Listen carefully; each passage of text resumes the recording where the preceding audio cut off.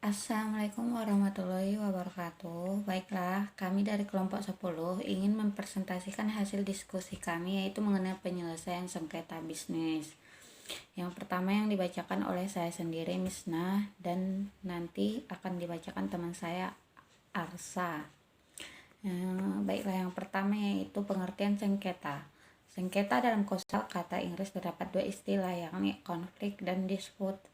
Yang keduanya mengandung pengertian tentang adanya perbedaan kepentingan di antara kedua belah pihak atau lebih, tetapi dapat dibedakan. Kata konflik sudah diterapkan dalam bahasa Indonesia menjadi konflik, sedangkan kata dispute dapat diterjemahkan dalam kosakata sengketa. Sengketa dalam bahasa Indonesia adalah pertentangan atau konflik. Konflik berarti adanya oposisi atau pertentangan antara orang-orang, kelompok-kelompok atau organisasi-organisasi terhadap satu objek permasalahan. Menurut Ali Ahmad, bahwa sengketa merupakan pertentangan antara dua pihak atau lebih yang berawal dari pemikiran yang berbeda tentang suatu kepentingan atau hak milik yang dapat menimbulkan akibat hukum bagi keduanya. Mekanisme penyelesaian sengketa. Mekanisme penyelesaian sengketa dibagi atas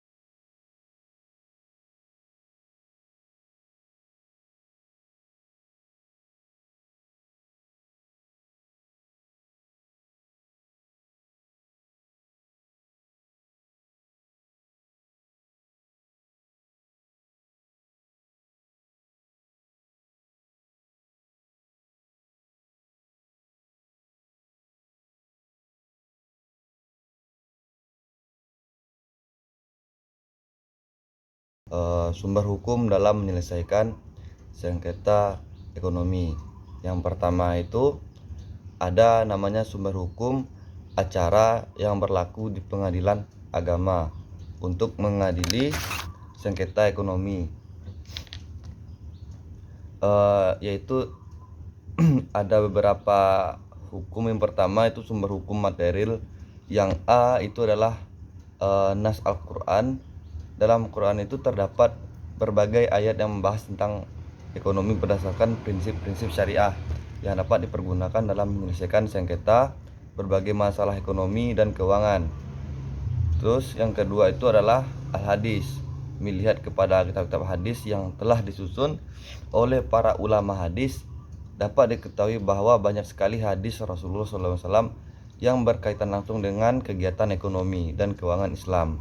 Oleh karena itu, penyelesaian sengketa ekonomi syariah sangat dianjurkan pada pihak-pihak yang berwenang. Yang ketiga yaitu peraturan perundang-undangan. Banyak sekali aturan hukum yang terdapat dalam peraturan perundang-undangan yang memiliki titik singgung dengan Undang-Undang Nomor 3 Tahun 2006 ini. Oleh karena itu, hakim pengadilan agama harus mempelajari dan memahami untuk menjadikan pedoman dalam memutuskan perkara ekonomi syariah.